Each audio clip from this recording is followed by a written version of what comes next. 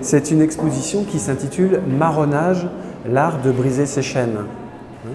Donc elle porte sur le marronnage, c'est-à-dire toutes les formes de résistance à l'esclavage dont on ne parle sans doute pas assez dans l'espace public. On parle souvent des abolitions, mais beaucoup moins de tous ces mouvements, ces formes de résistance à l'esclavage, donc ces fuites des plantations esclavagistes qui, dans certains cas, ont donné lieu à la constitution de véritables communautés qui ont perduré dans le temps et qui ont réinventé une culture et donc un art.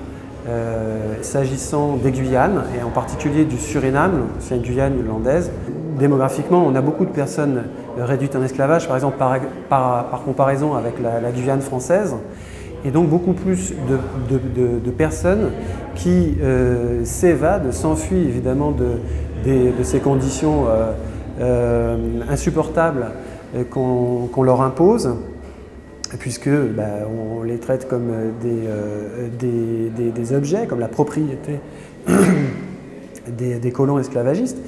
Et ils fuient en nombre et parviennent à se regrouper dans la forêt, constituer des communautés, parfois jusqu'à une centaine d'individus, hommes et femmes, et non seulement fuient, mais même reviennent sur les plantations, libérer d'autres personnes, voler, finalement saboter et lutter contre ce système jusqu'à tenter de le renverser.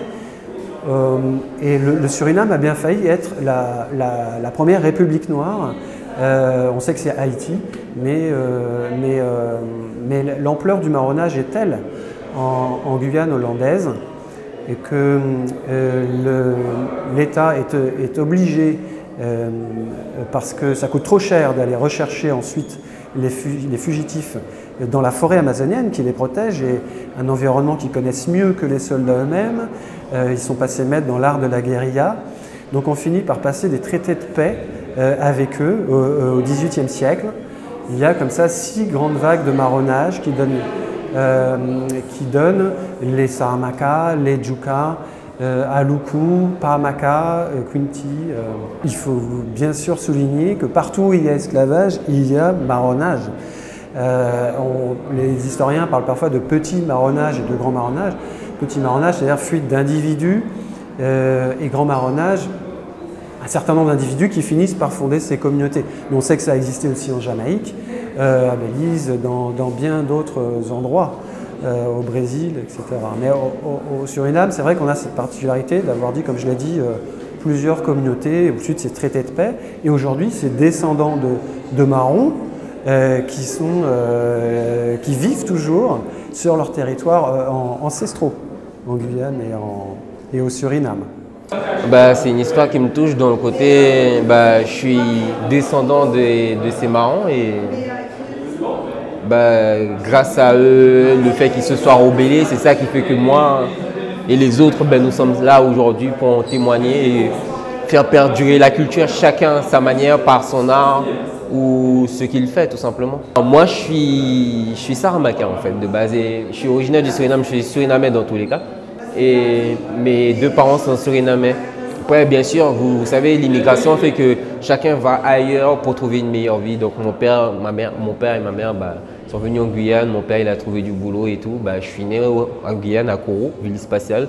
En France, on connaît que les créoles, le bagne et les créoles et tout ça, mais ils ne connaissent pas l'histoire des Bushinengue, des Noirs marrons, des autres qui ont immigré. Par exemple, la ville de Kourou, dans la communauté Saramaka, la grande partie qui était venue à la base, c'était la construction du barrage de Pétisso. La main-d'œuvre, quand tu entends qu'il y a du boulot, je pense que c'est pour ça que nos parents ils étaient venus. Mon grand-père, en tout cas, il est venu, il a travaillé, mon père aussi, travaillé dans le barrage, la construction d'un barrage de Pétisso à Kourou. Cette communauté noire-marron, elle vivait dans la forêt. La culture qu'ils avaient quand on les a déportés de chez eux, ils l'ont gardée.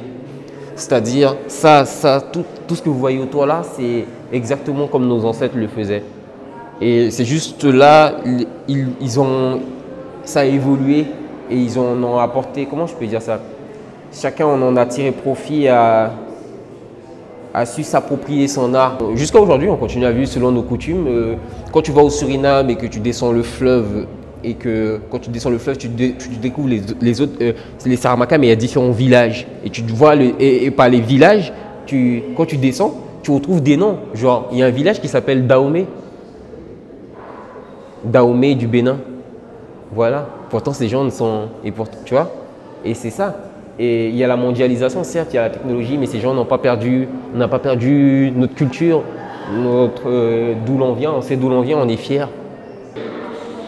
Autour, tu regardes bien si tout ça c'est des grilles.